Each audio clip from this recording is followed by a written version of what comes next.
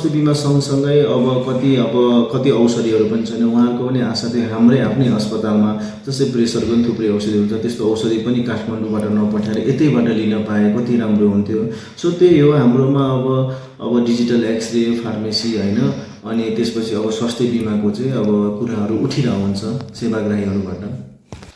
अब मेरो सोच चाहिँ अब यहाँ काम गरेको चाहिँ अब 1 वर्ष कटेर पनि 6-7 महिना भइसक्यो मलाई होइन।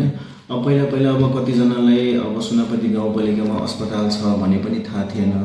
अब मैले चाहिँ अब सकभर मेरो सुनापति गाउँपालिकामा चाहिँ एउटा चाहिँ अब हाम्रो हस्पिटलको एउटा सेन्टर होस्, एउटा हब होस्, कुनै पनि केस होइन सबै वडामा आएपछि अनि हाम्रो अस्पतालमै सुरुमा रिफर हुनु पर्यो अथवा हाम्रो अस्पतालबाट सुरुमा कनेक्ट हुनु पर्यो।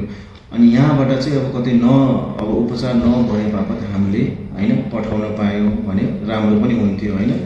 अनि त्यसपछि अब कतिजनाले हामीले अब हाम्रो अब वार्ड नम्बर 3 मा अस्पताल छ, तर आजभोलि मान्छे गुन्ची टाढादेखि पनि आउँछन् होइन। अब राति पनि 2-3 बजे होइन वडाहरूबाट फोन आउँछ मलाई, सर यस्तो आयो होइन, उहाँको स्वास्थ्य कर्मीहरूले भन्नुहुन्छ, सल्लाह सुझाव लिनुहुन्छ के गर्ने नगर्ने, त्यही अनुसार राम्रो पनि भइरहेछ।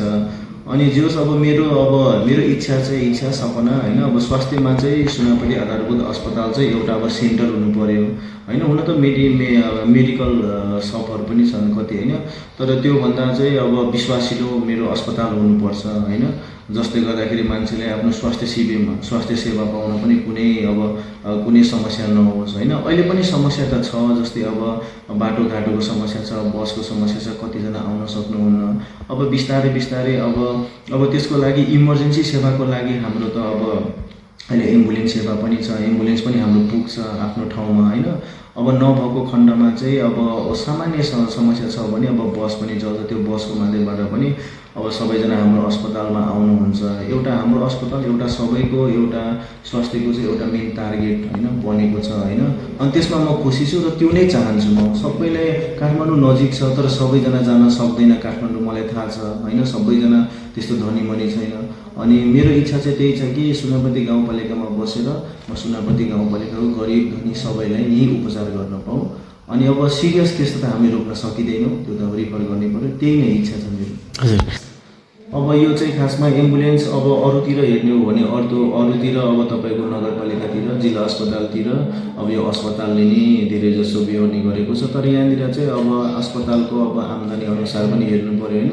अनि त्यो अनुसार चाहिँ अब यो अस्पताल पनि पालिका स्तरीय भयो, अनि त्यही अनुसार एम्बुलेन्स पनि अहिले पालिकाले नै हेर्नुहुन्छ, उहाँको बिल सिल सबै पालिकाले बेहोर्नुहुन्छ सबै।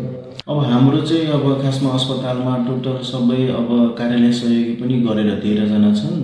13 जना मध्ये 3 जना कार्यालय सहयोगी हुनुहुन्छ। 3 जना मध्ये पनि अब 1 जना चाहिँ लेन्स फिटिङमा हुनुहुन्छ, प्लस कार्यालय सहयोगी पनि काम गर्नुहुन्छ। अनि अब मेडिकल अफिसर म 1 जना भएँ। अनि हाम्रो अब हेल्थ असिस्टेन्ट 1 जना हुनुहुन्छ र सिनियर अहेब सर 2 जना हुनुहुन्छ। अनि अब स्टाफ नर्सतिर जाँदाखेरि स्टाफ नर्स अब 1 जना हुनुहुन्छ, अनि हाम्रो अनमी चाहिँ सिस्टर 2 जना हुनुहुन्छ। तर यो 10 बेडेड अस्पतालको लागि चाहिँ खासमा हामीलाई स्टाफ नर्स 5 जना चाहिएको छ। यो हाम्रो 10 बेडेड 24 घण्टा सञ्चालन हुनको लागि चाहिँ हामीलाई स्टाफ नर्स 5 वटा, अनि त्यसपछि हाम्रो सिनियर अनमी 2 जना चाहियो, जसमध्ये एसबिए प्राप्त डेलिभरी गर्न पाए होइन उहाँहरूले चाहिँ। हजुर अब के भन्छ अब 10 बेडेड अस्पताल चलाउनु पर्यो भने चाहिँ अब हामीलाई स्टाफ नर्स भनेको चाहिँ 5 वटा चाहियो र सिनियर अनमी अथवा अनमी 2 जना चाहियो, जसमध्ये एसबिए प्राप्त जुन चाहिँ डेलिभरी गर्न सजिलो होस् भने उहाँ चाहिँ मिनिमम 3 जना चाहिँ हुनै पर्यो। अनि त्यसपछि अब हेल्थ असिस्टेन्ट चाहिँ 3 टा हुनु पर्यो, अनि अहेब अथवा सिनियर अहेब सर चाहिँ 2 वटा हुनु पर्यो। अनि म आफै मेडिकल अफिसर 24 घण्टा गर्नको लागि चाहिँ अब मलाई पालो दिने गरी अर्को 1 जना पनि हुनु पर्यो। डेन्टलमा हुनु पर्यो 1 जना डेन्टल हाइजिनिस्ट, अनि फार्मासिस्ट 1 जना हुनु पर्यो, अनि हाम्रो रेडियोग्राफर 1 जना हुनु पर्यो, अनि ल्याबलाई पनि अब इमर्जेन्सी पालो दिने गरी अर्को 1 जना हुनु पर्यो। अब मैले बार पहल गरिरहेको हुन्छु। अब हाम्रो पहिला सुरुमा चाहिँ अब डेन्टलको सामान आयो, हामीले जोड्न समय लाग्यो होइन। अब हामीले बायोमेडिकल इन्जिनियर कताबाट हायर गरेर ल्याउनु पर्यो, जोड्नु पर्यो, तर अहिले अब सब ठिकठाक छ होइन।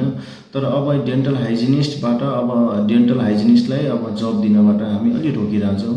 अब कुरा सुन्दाखेरि अब मन्त्रालयहरूले पनि पठाइदिने बन्डिङ गर्ने त्यस्तो बेला पनि भन्ने कुरा आएको थियो कि त्यसमा रोकेको हौँ कि किन त अब त्यहाँबाट भएन भने अब हामीले आफै सेनापति गाउँपालिकाले नै अब एउटा अब के भन्छ जब खुलाएर अनि उहाँलाई अब डेन्टल हाइजिनिस्ट नै नियुक्ति गर्नुपर्ने पनि हुनसक्छ। मैले पनि कुरा टाइममा उठाइरहेको हुन्छु। अब हेरौँ उहाँको कार्यपालिका अब बैठकमा के हुन्छ। अब भयो भने अब यताको सेवाग्राहीहरूले राम्रै हुन्छ, किनकि दाँतको केस पनि थुप्रैजनाको छ यहाँ होइन।